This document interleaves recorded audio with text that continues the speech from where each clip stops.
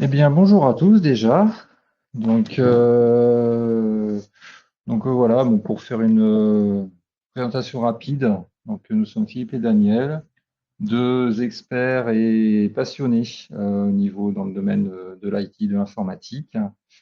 Et donc aujourd'hui, on va vous faire partager peu quelques connaissances et aussi quelques expériences sur tout ce qui est système de sauvegarde, c'est-à-dire comprendre ce que c'est un système de sauvegarde et quels sont les moyens divers et variés de le mettre en place.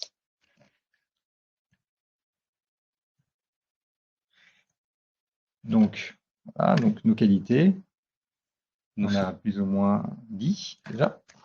exactement, nous sommes vraiment passionnés par l'informatique et ça nous a amené, chacun de notre côté, à explorer certaines pistes vis-à-vis du stockage dû à différentes problématiques que nous avons rencontrées. Et aujourd'hui, nous allons vous restituer un peu cette expérience tout en parlant un peu de l'historique également du stockage et de l'utilité de celui-ci.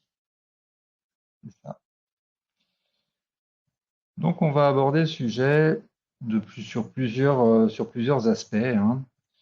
Donc, on va déjà mettre une définition derrière ce qu'est une sauvegarde. Euh, la mise en œuvre, comment ça marche, qu'est-ce qu'on peut mettre derrière. Euh, nos choix personnels dans nos solutions de sauvegarde que l'on a mis en place en mode de do it yourself. Les aspects systèmes d'exploitation, puisque comme vous en doutez, ce sont des systèmes spécialisés. Donc, qui dit système spécialisé dit OS un peu spécialisé.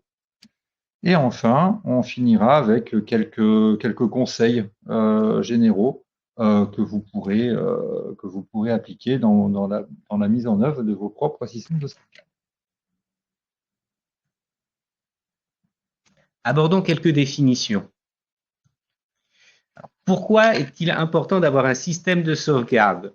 Alors, nous avons ici tout un panel de supports différents qui ont été utilisés tout au long de l'histoire de l'informatique. On a un petit pictogramme, un des tout premiers supports qu'on ait pu connaître dans les années 80, à savoir la disquette magnétique. Et qui dit magnétique dit justement qu'elle était très sensible aux aimants et ce qui pouvait amener assez rapidement à une perte de données. On a connu également le CD-ROM et le problème des CD-ROM, c'est qu'il nous est tous arrivé un jour, prenons le cas du CD audio, de le mettre dans la platine et ça ne lisait plus à cause d'une belle rayure. Il y avait également le disque dur. Alors là, dans l'image, ce qui est intéressant, c'est que le disque dur est ouvert. Un disque dur ouvert, c'est un disque dur généralement inutilisable. Et c'est vrai qu'on a connu au long de notre utilisation, moi ça fait ça va bientôt faire 40 ans que j'utilise des ordinateurs et donc le disque dur qui commence à faire des bruits bizarres et puis qui ne fait plus de bruit du tout, c'est quelque chose qu'on peut connaître. Après, il y a eu des supports qu'on pense un peu moins sensibles que le disque dur, à savoir la clé USB et la carte micro SD, mais une clé USB oubliée dans une poche, c'est comme un stylo bille oublié dans une poche. Quand ça passe à la machine, ça le vit très très mal. La seule différence avec le stylo, c'est que il n'y a que la clé USB qui est détruite dans la machine à laver, tandis que généralement un stylo, ça détruit aussi le linge. Et enfin, comme je disais, la carte micro SD, on dirait pas, mais ça n'aime pas non plus les contraintes mécaniques. Donc parfois en l'insérant ou en la retirant de son lecteur, il arrive de la briser et de perdre les données qui sont dedans. D'où la nécessité d'avoir un système de sauvegarde efficace. Tout à fait. Donc maintenant, système de sauvegarde efficace. Avant d'aborder l'efficacité, il faut savoir ce qu'est un système de sauvegarde. Qu'est-ce que ça compose? Donc là, en termes de fichiers, en termes de données, eh bien,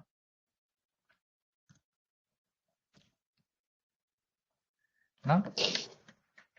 Nous avons déjà un état courant, donc qui est l'état à l'instant T de notre fichier. On a à côté une copie de ce fichier. Donc ça, c'est une première sauvegarde. Et derrière, eh ben, on peut avoir une historisation justement de ces copies, y compris de la dernière copie, bien évidemment. Ce qui fait qu'on n'a pas une version, une copie de une version originale du document, mais on a 3 copies en parallèle de la sorte. Eh bien, s'il arrive que le fichier original se corrompt pour X raisons, eh bien, on aura toujours moyen d'aller récupérer une copie préalablement faite sur un autre support. La notion de support aussi est importante, puisque prenons le cas de notre fichier, ici qui est symbolisé par une sorte de tablette avec des graphes dessus. Ce fichier, on l'édite sur notre PC portable. De ce PC portable, on va le transférer sur le NAS pour faire une première sauvegarde. Et de ce NAS, eh bien, on va sauvegarder le contenu intégral sur un disque dur externe. Et de la sorte, on aura toujours l'assurance d'avoir au moins une version non corrompue et exploitable de notre fichier.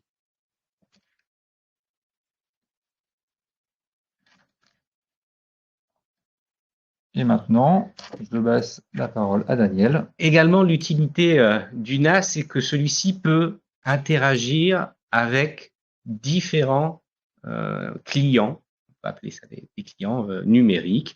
Alors, quand on parle de NAS, c'est un network addicted de stockage, ce qui veut dire non, network attached stockage, ce qui veut dire stockage réseau attaché, mais généralement on va juste parler de serveur de stockage en français. Et ce serveur de stockage, du coup, peut communiquer avec différents appareils. Donc notre fichier va être accessible sur un PC ou un ordinateur style Apple, également sur une tablette, sur notre smartphone. Il peut être également accessible et lisible par les Smart TV, par les platines et les systèmes Hi-Fi, et également par certaines consoles. Donc, tous ces éléments peuvent accéder à nos fichiers qui sont copiés, sécurisés dans le NAS. C'est ça. Et un autre intérêt d'avoir nos fichiers centralisés justement sur le NAS, c'est que ça évite d'avoir une version du fichier sur notre PC, une version du fichier sur le PC portable, une version du fichier sur la clé USB de madame, une version du fichier sur notre clé USB. Au bout d'un moment, on s'en mêle les pinceaux, on a les documents en 3, 4, 5, 6 exemplaires, ça prend beaucoup de place.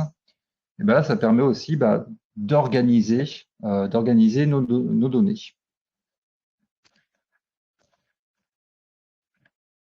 Et donc maintenant, on a vu un petit peu tout ce qui est un peu les avantages qui tournent autour de ces solutions réseau et qui tournent autour de la sauvegarde des fichiers. Eh bien, on va voir la mise en œuvre. Alors, la mise en œuvre, on va faire déjà un petit focus sur tout ce qui est RAID. Donc, le RAID, Redundant Array of Independent Disk. C'est le système RAID qui va permettre de nous assurer une réplication des données au sein d'un équipement de type NAS. Alors, on a plusieurs RAID, plusieurs modes disponibles, avec leurs avantages, leurs inconvénients. Donc, les avantages et les inconvénients vont se traduire en termes de nombre de disques minimal à avoir, en termes d'espace disque disponible pour le stockage, et enfin, et ce qui est le plus important au final, c'est la tolérance aux pannes. Prenons un exemple. Je suis en RAID 0. J'ai 2 disques minimum. J'utilise la totalité de l'espace de mes disques pour faire mon stockage. Exemple, j'ai 2 disques de 1 téraoctet, eh ben, je vais avoir environ 2 téraoctets de stockage. La seule chose, c'est que ce mode-là, il n'y a pas réellement de réplication de données au niveau du NAS. Du coup, la tolérance aux pannes, elle est relativement faible.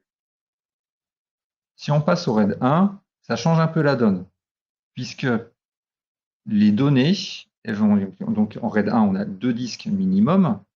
On va partir du postulat que l'on a 2 disques dans notre NAS. Eh bien, les données vont être répliquées sur le premier disque et le deuxième disque. On va avoir exactement la même chose. On est en mode miroir. Ça veut dire aussi que si à un moment donné, on a un disque qui a un problème, bon, on va perdre le disque, mais par contre, nos données seront toujours accessibles sur le premier disque. Bon, bien sûr, il faudra remplacer le deuxième disque pour remettre le NAS en fonction, bien évidemment. Et en fait, plus on va monter dans les modes RAID, jusqu'au RAID 10, et plus on va avoir une tolérance aux pannes qui va être élevée. Mais ça, d'avoir plusieurs disques en parallèle avec de la réplication de données, eh ben, ça a un impact sur la taille maximum qu'on va pouvoir stocker. Tu veux rajouter des choses? Et également, lorsque on réfléchit au nombre de disques minimum nécessaires, à chaque fois, ça implique du coup un coût supplémentaire, mais ce coût supplémentaire va nous permettre de gagner en tolérance aux pannes, sachant que si on prend par exemple le RAID 5, lui, il ne tolère que la panne d'un seul disque à la fois, tout comme le RAID 1. D'autres vont permettre au contraire d'accepter une plus grande tolérance aux pannes, comme par exemple le RAID 6 ou le RAID 10. Donc maintenant, vous me direz, bah, c'est bien beau un NAS, oui, RAID, c'est bien beau aussi, réplication de données, mais bah, quelles sont les solutions techniques pour arriver à nos fins? Eh bien, il y a essentiellement 2 solutions. Il y a la version prête à l'emploi. Donc, on citera des NAS de type Synology, de type Asustor, et j'en passe et des meilleurs. On peut même avoir de la marque No Name. Et autre solution, eh ben, on peut se le faire soi-même, ce que l'on a fait l'un et l'autre d'ailleurs. Mais petit focus sur ce qui va stocker les données, les disques durs. Plusieurs technologies possibles. Hier, on a été sur ce qu'on appelle du HDD, disque dur magnétique. Et au fil du temps, il y a le SSD qui est arrivé sur le marché, donc disque à base de mémoire flash, qui a pris une bonne part de ce marché. Alors, chacun, ils ont leurs avantages, leurs inconvénients. Avantage notable du SSD, c'est de la flash, donc c'est plus rapide. Mais c'est plus cher.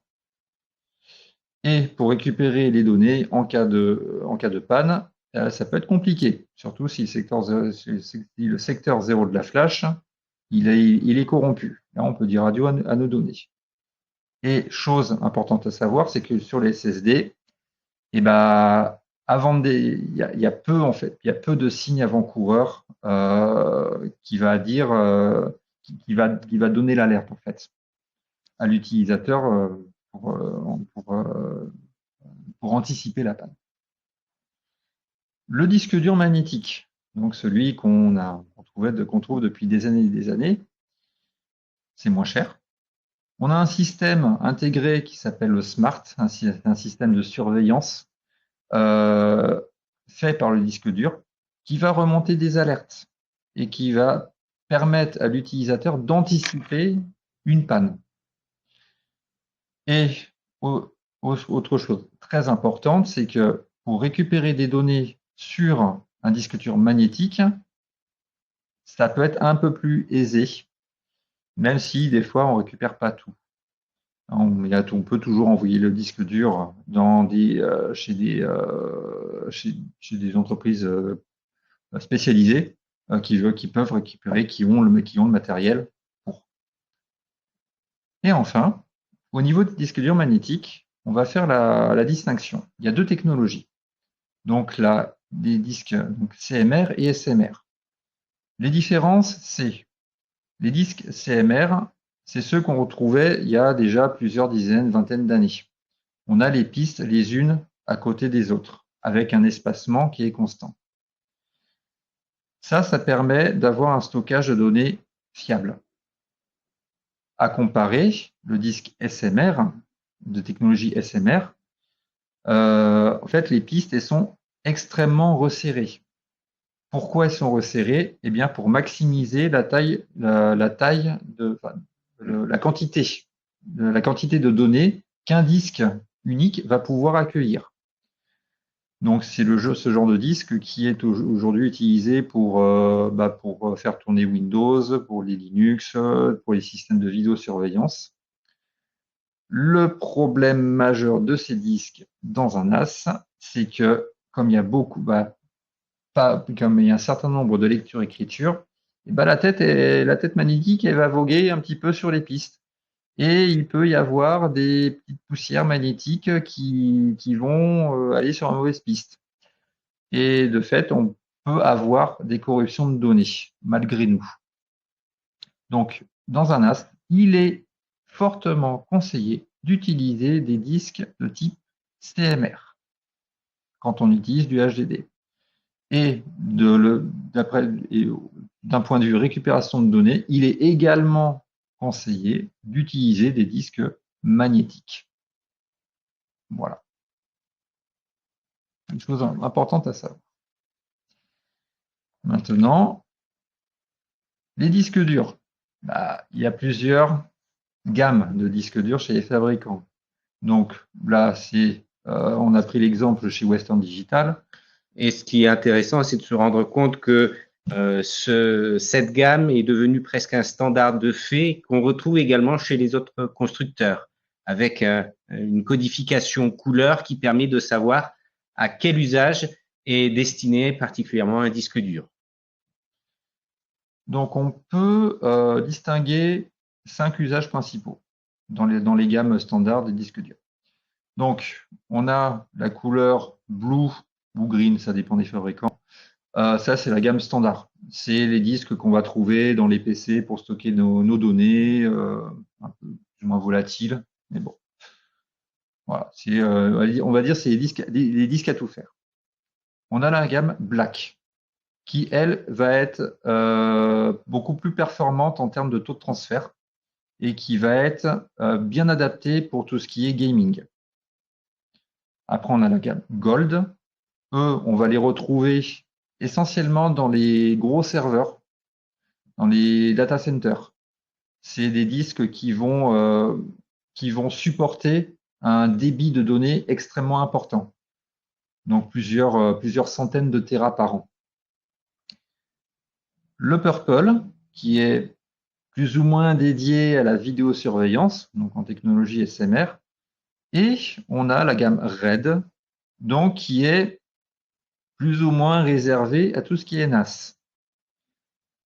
Alors après, dans un NAS, on va pouvoir utiliser du red, effectivement, ou du blue ou du green. En fait, ça va dépendre de l'utilisation qu'on en fait. Ce qui va changer entre ces deux technologies, c'est le temps de parking. Un temps de parking, vous me direz, c'est quoi? Eh bien, quand on va demander au disque d'aller lire ou écrire une donnée sur l'un des plateaux, eh bien, la tête donc, va se positionner sur la bonne piste et en mode standard, au bout de 8 secondes environ, elle va venir se garer, elle va venir à sa position de parking. Le problème, c'est que quand on a un NAS où il y a énormément de connexions, énormément de lecture-écriture, la tête va faire elle va sortir, elle va rentrer, sortir, rentrer, sortir, rentrer, sortir, rentrer, et de façon extrêmement rapidement, ce qui va pouvoir altérer son fonctionnement au fil du temps.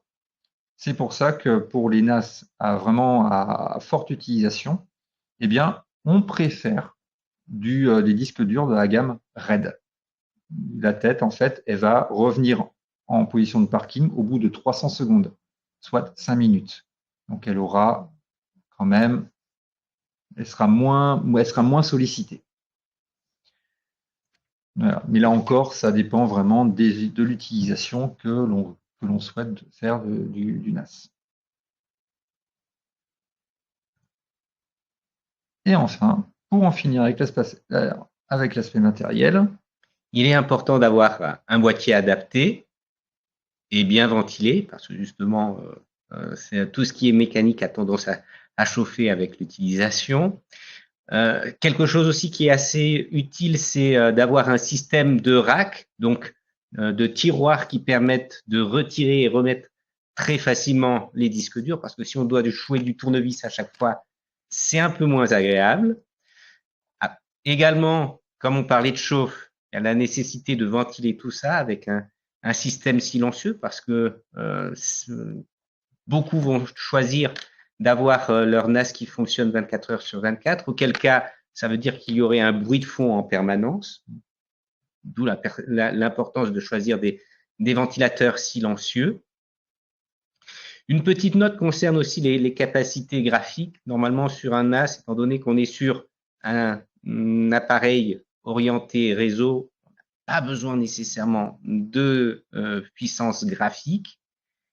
Et enfin, un conseil vraiment important, c'est de veiller à l'orientation des disques durs à l'utilisation, à savoir qu'ils doivent être bien à plat ou bien à la verticale, mais pas sur des angles plus exotiques, parce que ceci, au niveau mécanique, aurait une incidence considérable. En fait, sur cet aspect-là, c'est la gravité qui joue. C'est que quand on est en position horizontale, le poids, la gravité va appuyer sur l'axe des plateaux, sur les plateaux. Si on a les disques à la verticale, la force va se porter sur l'axe.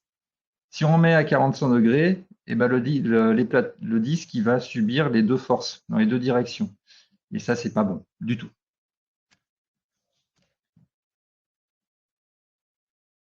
Et bien maintenant, nos choix. Donc, puisque Daniel et moi-même avons fait notre NAS en do it yourself, on va vous présenter un petit peu ce qu'on a fait. Chacun un tour de rôle. Au niveau matériel. Voilà.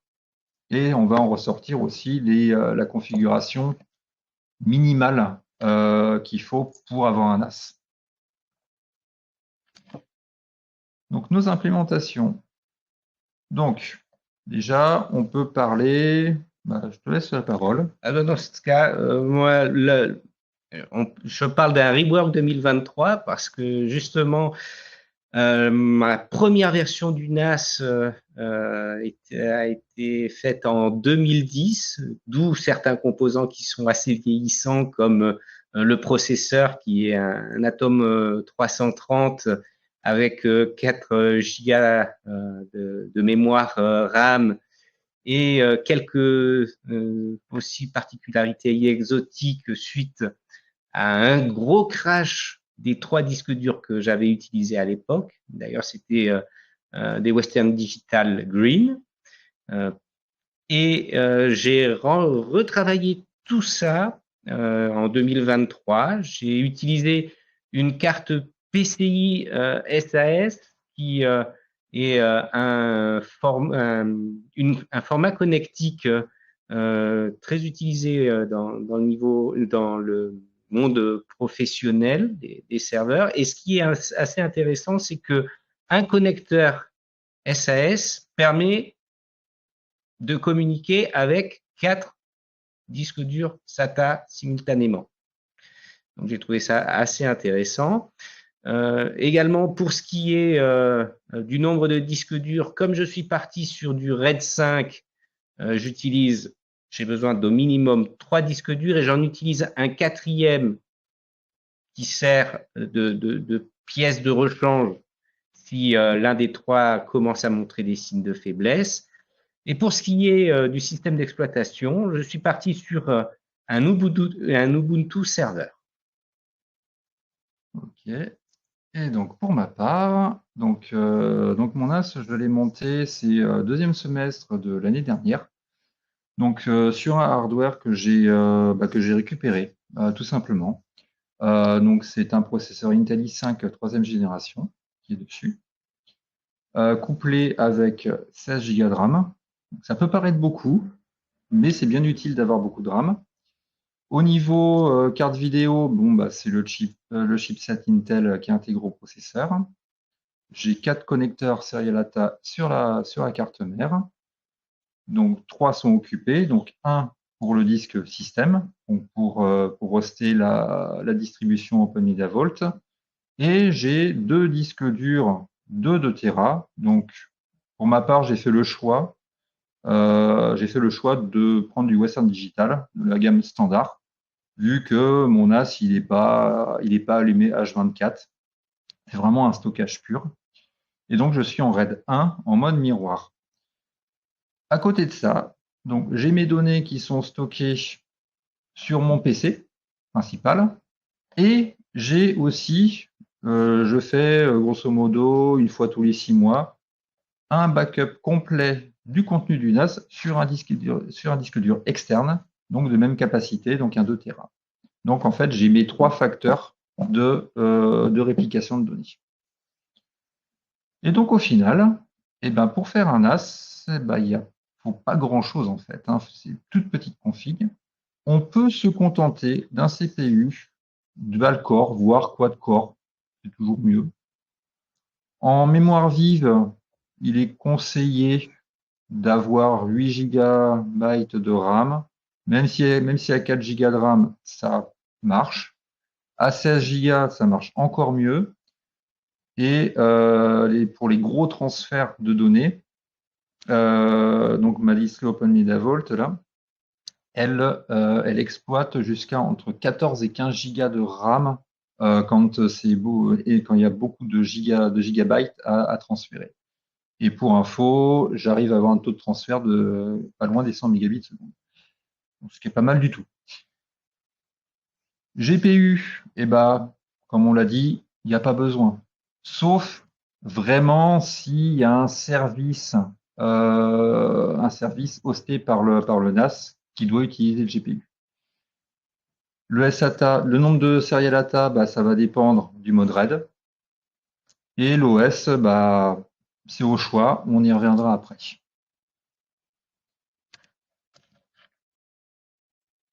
Et justement, sans transition, les aspects OS. Donc, qu'est-ce qu'on a comme OS de disponible? Bon, les principaux, il n'y a pas que cela. Donc, on en a 4 essentiellement qu'on a gardé pour le comparatif. On a la TrueNAS, anciennement FreeNAS, la Xigma NAS, l'OpenMediaVault et la Ubuntu Server. Pour la TrueNAS, donc c'est une base BSD et c'est une distribution qui est assez exigeante en termes de hardware, dans le sens où elle exploite du ZFS en tant que file system et qu'il est extrêmement et fortement conseillé d'utiliser de la RAM ECC. Pour ceux qui ne savent pas, donc la RAM ECC par rapport à la RAM non ECC, la différence, c'est qu'en fait, la ECC, il y a un checksum qui est fait et qui est contrôlé à chaque écriture sur le disque, ce qui fiabilise encore plus les transferts de données. Et donc la TrueNAS, c'est un peu le même genre de choses qu'on peut trouver chez Synology, des trucs un peu complets, mais où il va falloir installer les plugins, les configurer. On a un accès IHM et en ligne de commande, et on a un disque dur système qui est dédié. Mais ça reste malgré tout un système léger dans le sens où il est optimisé. Pas comme la Ubuntu Server, où je vous laisse faire la rétrospective par Daniel. Tout à fait. Alors, ce qu'il faut savoir, c'est que Ubuntu Server est basé sur une version de Linux Debian. Du coup, comme c'est assez complet, comme mentionné par Philippe, Pour ce qui est du système de fichiers, on a le choix. On peut partir sur du ZFS également ou réutiliser les systèmes natifs Linux que sont les EXT 2, 3, 4, sachant que généralement ce qui est conseillé, c'est d'utiliser le plus récent, le 4. Il n'y a pas de contrainte au niveau de la RAM choisie au niveau matériel. Pour ce qui est de l'applicatif, tout est personnalisable. On peut choisir chaque application qu'on va installer, chaque style d'applicatif, même serveur qu'on peut installer. Au niveau des interfaces, on peut choisir soit une interface classique desktop, dans le cas où on a un système avec une puce graphique. On peut se connecter à distance en mode console, donc avec la petite mire et les commandes qu'on tape au clavier. Et également, il existe le système Webmin, qui est, comme son nom l'indique, une administration par serveur en HTTP et qui donne une interface agréable et qu'on retrouve à peu près assez similaire aux autres systèmes d'exploitation. Oui, donc Frédéric, effectivement, petit erratum. Oui, la RAM ECC, oui, c'est la correction d'erreur. Mais oui, ça permet de fiabiliser tout ce qui est écrit en RAM, qui après, derrière, va être écrit sur le disque, effectivement. Ensuite, reste deux distributions. Donc la Xigma NAS et la Open Media Vault. Elles sont à peu près comparables, à 2-3 détails près. Pour la Xigma, eh ben, on est sur une base BSD, sur du système ZFS, comme la TrueNAS. À la différence que la Xigma, on peut la faire tourner avec de la RAM ECC ou non ECC. C'est un peu plus libre, c'est un peu moins exigeant, on va dire. L'interface par elle-même, c'est du tout en un. On n'a pas de plugin à rajouter. Tout est déjà disponible. Ça en fait sa force. On a une interface d'admin qui est vraiment assez épurée, assez simple, mais complète.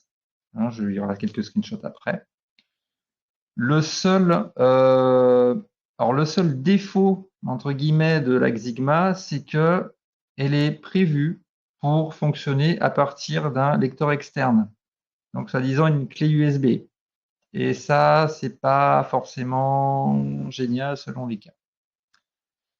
C'est pour ça que quand j'ai mis en place donc mon NAS domestique, eh ben, je suis parti sur une Open Media Vault.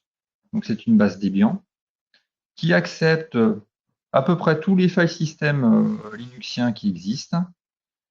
Elle n'est pas hyper exigeante en termes de RAM. On peut installer tout un tas de plugins. Ça, c'est au choix, aux petits oignons. En tant qu'interface, eh bien, on a une interface IHM qui est claire, lisible, user-friendly. Et on a la distribution qui s'installe sur un disque dur dédié. Mais ça reste quand même une distribution légère. Puisque bon, c'est vraiment très très épuré. On n'a pas d'environnement de bureau de type GNOME ou KDE.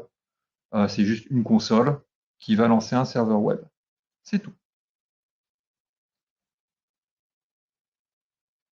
Et bien justement, maintenant, eh bien, les quelques visuels. Donc, on a la TrueNAS. On voit que bon, c'est assez user-friendly. Mais comme on l'a dit tout à l'heure, c'est une distribution qui est malgré tout assez exigeante en termes de hardware. Donc, on ne peut pas forcément se permettre d'avoir le hardware qu'il faut pour faire tourner ça. Un peu dommage, mais c'est comme ça.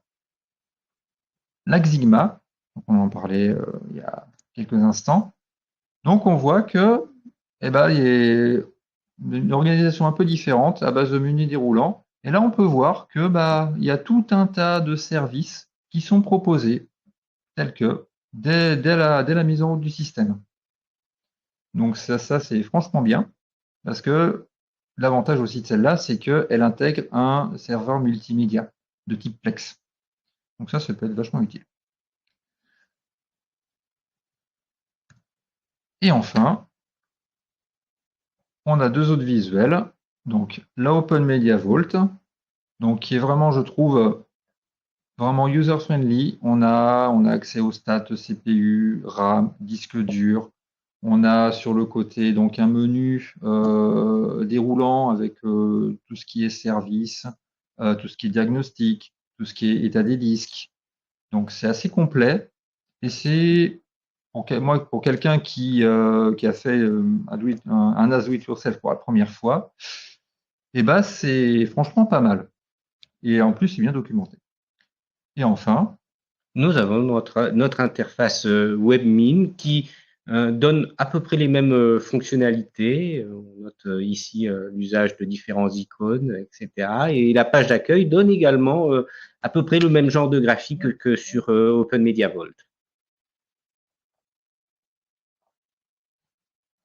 donc voilà. Donc bon, le choix donc de l'OS, ça reste vraiment un choix très personnel. Il y en a qui vont, comme moi, préférer Open Media Vault, comme Daniel, préférer Ubuntu Server pour X ou Y raison. Et après, bah, ça va dépendre aussi du matériel qu'on a à disposition, hein, essentiellement. Donc maintenant, eh ben, c'est bien beau tout ça. Mais bon, un NAS, bah, comment ça se met en route? Alors, là, on va rentrer un peu dans le détail de les étapes de mise en place. On ne va pas rentrer dans le détail de telle distribution ou telle distribution, ce serait trop long. Mais il y a des opérations qui sont communes dans tous les cas. Première chose, eh ben, comme tout OS, il faut installer le système de base.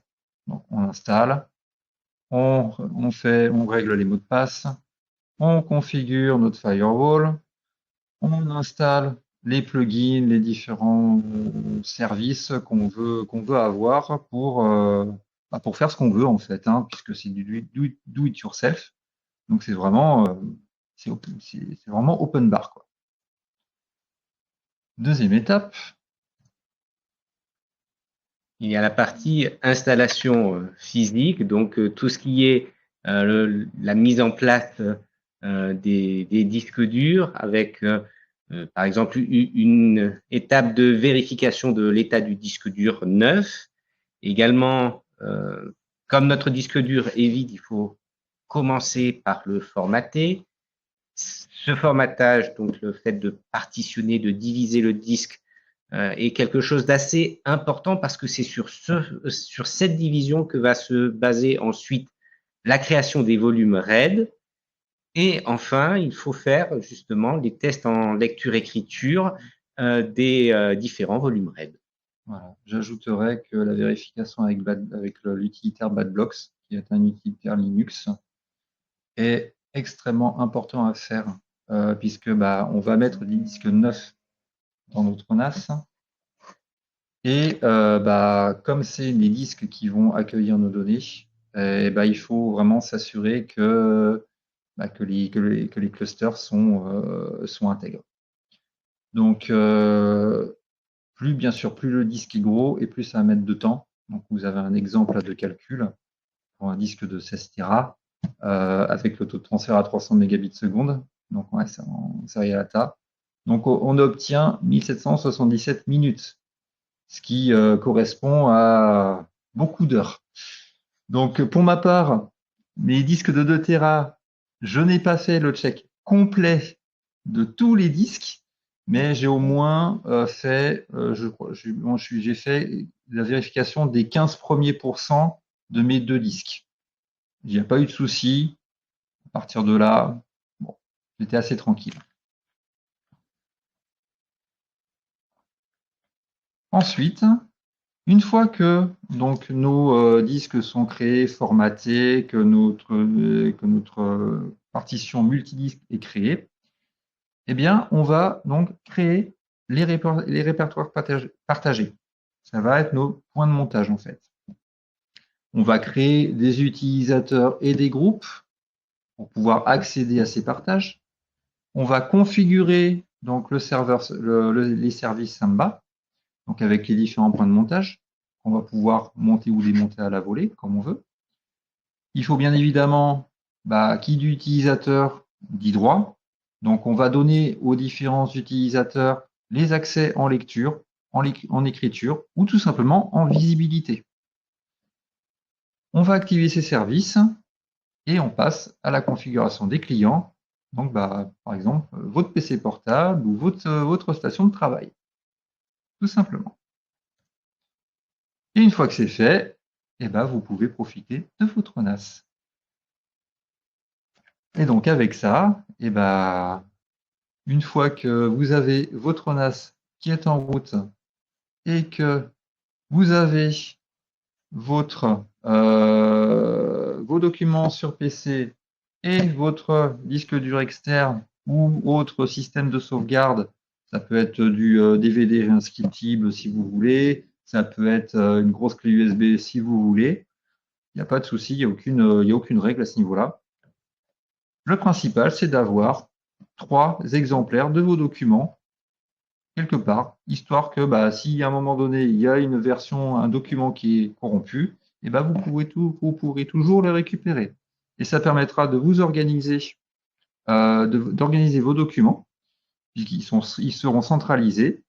Et pour ma part, ce que j'ai fait, c'est que j'ai fait un point de montage avec tout ce qui est documents, voilà, documents classiques. J'ai fait un point de montage avec tout ce qui est multimédia, photos, vidéos, films de vacances, films d'enfance, les trucs filmés, et un partage que je monte à la demande, où là, il peut y avoir des documents, entre guillemets, un peu plus sensibles, avec des données, des numéros, des références. Voilà. Comme ça, au moins, tout est sauvegardé, tout est accessible. J'ai juste à me connecter à l'IHN d'administration pour activer ou désactiver mes partages. Et derrière, au niveau de mon client, j'ai mes lecteurs réseau qui me permettent d'accéder à mon NAS et à mes données, pour le coup. Et pour info, quand j'ai fait le ménage de toutes mes données, j'avais à peu près entre 150 et 200 gigas de doublons, de triplons, de quadruplons de documents. Donc ça peut aller très très vite. Et enfin, Passons à quelques conseils. Le premier conseil est quelque chose d'assez essentiel au niveau sécurité, à savoir modifier le port d'administration et de personnaliser les mots de passe. Assez régulièrement, on a des études qui remontent les mots de passe les plus utilisés qui sont mots de passe, password, 1, 2, 3, 4. On parle de données qui sont personnelles et sensibles, donc vaut mieux choisir des vrais mots de passe bien sécurisés. C'est ça, c'est ça. On peut utiliser 1, 2, 3, 4, 5, 6 comme cité. Après, donc, un peu comme dit à l'instant, voilà, classez vos documents sur différents partages avec différents droits. Donc, tout ce qui est multimédia, l'utilisateur, par exemple Daniel, aura le droit de faire des lectures-écritures sur ce point de montage. Par contre, l'utilisateur qui est ma Smart TV qui va accéder au contenu, elle aura juste le droit de lecture, par exemple. Et donc, voilà, on aura nos documents multimédia, nos documents sensibles et non sensibles. Voilà, hein, pour raison de sécurité évidente. Ensuite, chose hyper importante, c'est que c'est très bien de sauvegarder toutes les données sur un disque dur externe, mais si on fait une copie initiale et que pendant 1 an, 2 ans, 3 ans, on ne la met pas à jour, et il y a un risque de démagnétisation des disques. Alors, on peut perdre quelques données. Donc, il est important, 1 à 2 fois par an, de prendre tout ce qu'il y a sur le NAS et de faire une copie brute sur le disque dur externe pour mettre à jour, justement, pour remagnétiser les plateaux. Également, étant donné qu'on parle toujours d'un système informatique, l'importance qu'il soit dans un endroit sec et aéré, parce que par définition, les ordinateurs n'aiment pas tout ce qui est humidité, et comme on parlait de chauffe également, le fait que ça soit aéré permet d'évacuer les excédents de chaleur. Voilà. Ensuite, alors après, selon l'utilisation, hein, c'est important. Si le NAS ne doit pas être accessible depuis l'extérieur, eh ben, faire en sorte au niveau du firewall pour interdire les connexions entrantes et sortantes qui peuvent provenir du monde extérieur. Donc, quand je dis le monde extérieur, c'est hors du réseau local. Ensuite, chose bon, qui tombe un peu sous le sens, hein, mais bon, il faut le dire. Si vous avez un NAS qui tourne H24, bah, faut le connecter à un onduleur. Ça évitera les corruptions de données suite à une coupure électrique. Ça, c'est vachement important aussi. Un petit détail également pour ce qui est du RAID, lorsqu'on utilise une base de RAID 0, on a déjà dit que c'était très peu fiable, on ne peut pas passer à un RAID 5 qui est plus fiable, alors que si on part sur du RAID 1, il suffit juste de rajouter un disque dur pour passer à du RAID 5.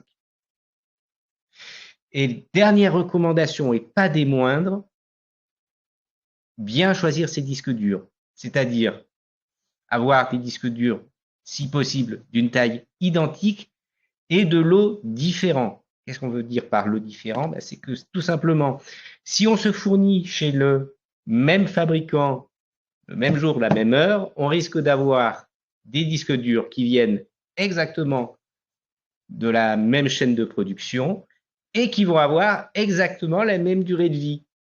Donc, qui vont tomber en panne en même temps. D'où l'importance justement de veiller à cet aspect d'utiliser soit des fournisseurs différents, soit également de mettre en place un roulement des disques durs à l'intérieur du NAS. Ça. Et donc, pourquoi utiliser des tailles de disques identiques? Tout simplement, là, c'est plus de l'optimisation. Puisque si on prend par exemple du RAID 1 en miroir, si on prend je sais pas, un 4 Tera et un 2 Tera, et ben, notre NAS, il sera limité à 2 Tera de stockage. Donc, le 4 Tera, en fait, servira à rien, pour ainsi dire. Donc, voilà, c'est plein de petits détails, plein de petits choix à faire, mais qui ont leur importance. Et enfin, donc on a parlé de tout ce qui est NAS, disque dur externe, etc. Il existe quand même des solutions alternatives. Tout à fait, ou qu'on peut utiliser en complément. On a parlé tout à l'heure d'un vieux support qui était la disquette, mais il existe un support encore plus ancien qui a fait aussi son bonhomme de chemin parce que toujours utilisé par le monde professionnel, à savoir la bonne vieille bande magnétique, la cassette. Et ce qui est assez intéressant, c'est que maintenant, les dernières versions des cassettes peuvent contenir l'équivalent déjà une cassette de plusieurs disques durs. Pour ce qui est de la durée de vie, les études montrent que la cassette magnétique est encore un support fiable. On a un très bon rapport prix-octet. La seule chose, c'est que le lecteur, lui, est onéreux. Et une deuxième alternative est également l'usage du cloud, c'est-à-dire de déléguer le stockage et de la maintenance du stockage à une entreprise. Et on peut trouver de très bons comparatifs des différentes offres sur Internet. Il y a des contraintes à utiliser le cloud, à savoir qu'il faut avoir un prestataire fiable. On se souvient, en 2021, il y a eu un incendie dans un des sites de OVH, ce qui a eu des conséquences dramatiques pour les clients. Également, suivant où est située l'entreprise qui va nous héberger notre stockage, Les aspects légaux vont être différents. Il faut savoir que justement, les gouvernements peuvent demander à des entreprises d'accéder à des données alors qu'on a dit que celles-ci étaient privées. Il y a beaucoup d'offres gratuites qui se cantonnent généralement aux alentours de 10 gigas. Et après, si on veut plus, il faut passer soit par un abonnement, soit par un achat dit à vie, ce qui peut aussi être assez onéreux pour des stockages supérieurs à 10 gigas. Voilà, et j'ajouterais que, ça peut répondre un petit peu aussi à la question de Léo dans le chat, c'est que d'utiliser ces services de cloud, oui, c'est quelque chose qui est vraiment qui est utilisable, qui est exploitable, il n'y a pas de souci. Par contre, ce que je déconseille, c'est de vraiment mettre des données sensibles, des données confidentielles, des données, je sais pas, avec des numéros de compte bancaire ou des numéros de sécu. Bon, c'est quelque chose que personnellement, je ne ferai pas. Voilà, pour stocker des documents, dire classiques, et encore même des photos aujourd'hui avec l'IA, génial. Voilà, quand on utilise ce genre de solution de cloud, il faut vraiment être sensibilisé à la protection de la vie privée et surtout à comment la vie privée est considérée dans le pays où le cloud est stocké. Donc à ne pas oublier.